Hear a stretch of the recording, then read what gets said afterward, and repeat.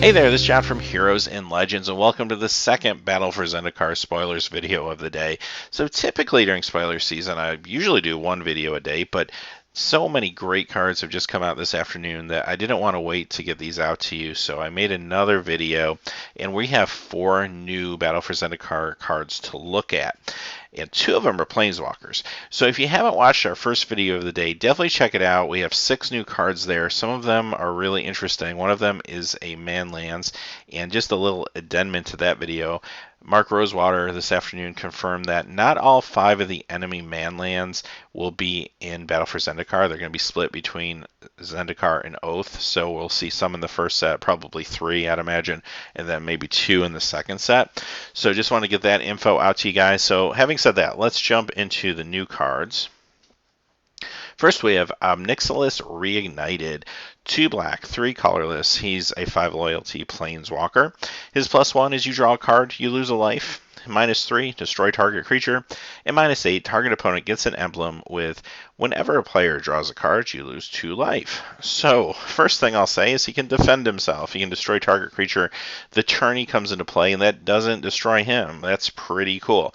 Now, he costs 5. You're paying for that, so I think that's a fair price.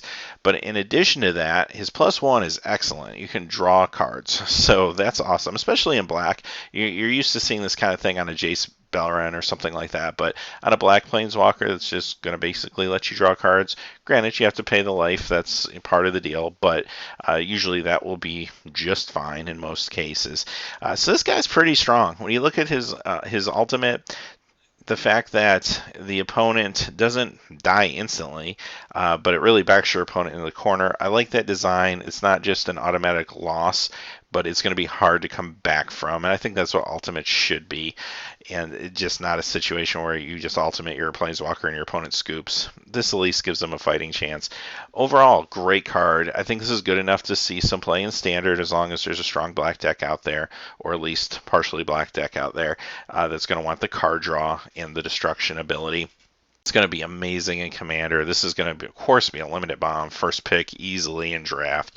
This card's incredible.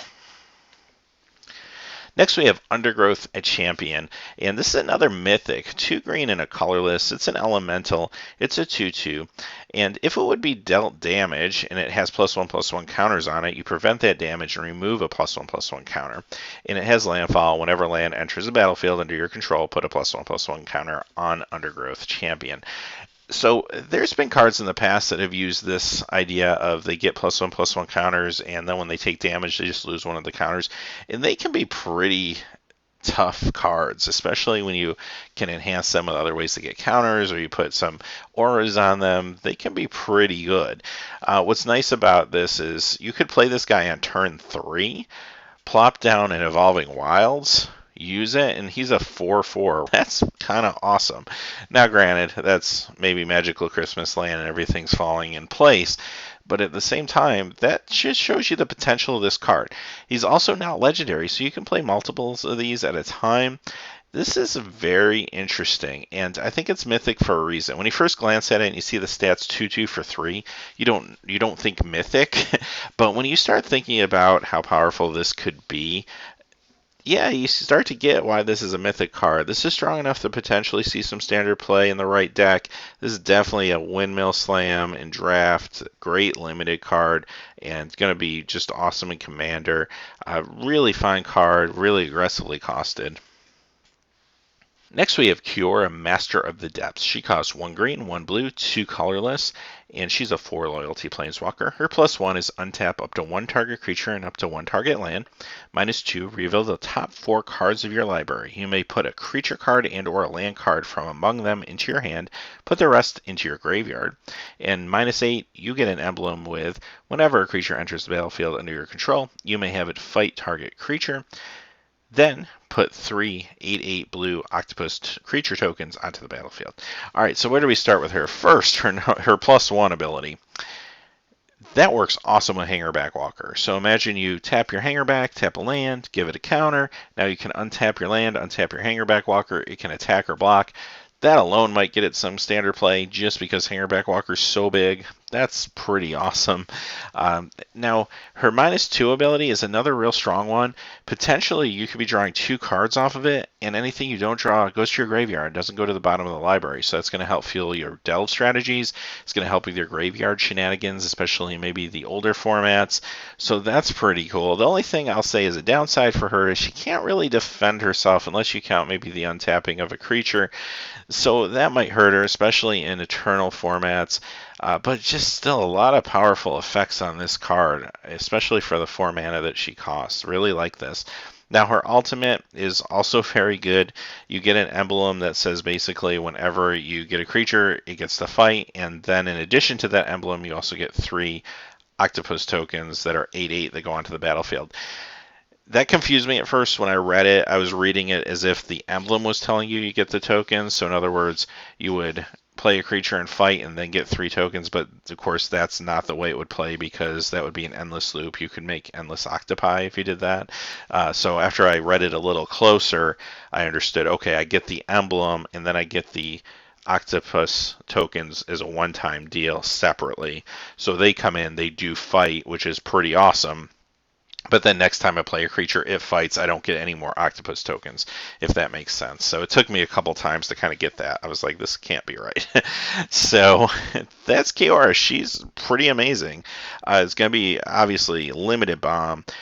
Could see some standard play, especially with Hangerback Walker. It's just such a great combo with that card, and that card is already so powerful. Could see some potential reanimation shenanigans in the world of Commander. I don't know about, say, Legacy. I think it's starting to go a little too deep, but definitely in casual formats and definitely in Highlander formats like Commander. Alright, our last card this afternoon is Guide to Destruction. It's an Eldrazi. It costs 6. It's a 5/5. Whenever you cast Guide to Destruction, you may search your library for a colorless creature card with converted mana cost 7 or higher.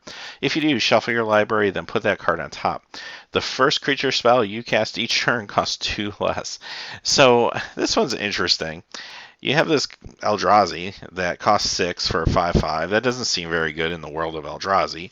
But then you get to tutor for another Eldrazi, a big one, put it on top of your library, and then from that point forward, as long as this guy stays alive, the first creature spell you cast each turn costs 2 less, so it kind of helps you power out these bigger Eldrazi.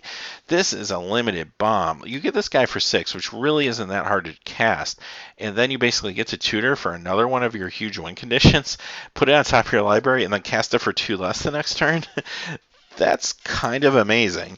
Now, as far as constructed goes, I don't really see him, working out in standard necessarily, unless, you never know, though. We haven't seen the whole set being spoiled. There maybe are some really competitive Eldrazi's out there, but I kind of feel like this is a little more of a limited bomb, and this will be great in, say, an Eldrazi deck for Commander, and I think we're going to start seeing more of those now that we have so many pieces to work with when it comes to all these new Eldrazi's. But this thing is just bonkers and limited. This is nuts. This could easily win you a game. And if your opponent doesn't deal with this quickly, they're going to lose just due to the acceleration in your casting, but they might have already lost just off the tutor. And much like other Eldrazi's, even if this thing gets countered, you still get to tutor. So that's awesome. So yeah, those were the 4 cards this afternoon.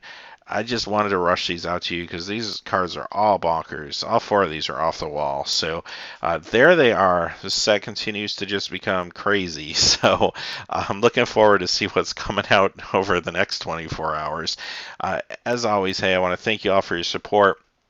Real quickly, check out our Patreon page. You'll see a link to at the end of the video. Do want to say thank you to our 3 current patrons. They have helped us already get better lighting equipment. So our pack openings will be even better quality, which is pretty awesome. Thank you. Thank all 3 of you. I really appreciate that. And hopefully we'll get some more Patreons as well and make some more improvements. So as always, thanks for watching. Please remember to like and subscribe. We'll be doing these videos every day, at least once a day when we have spoilers. Don't want to miss anything. At the end, we'll be doing our set review as well. So as always, have a great day. Hey, thanks as always for watching. These videos are made possible by viewers just like you through Patreon. Please check out our Patreon page by clicking on the top right. Down below, we have more links to quality Magic the Gathering content. And if you're interested in seeing trading cards open that aren't Magic the Gathering, check out the link to our trading card channel, Heroes and Legends Trading Cards. Thanks and have a great day.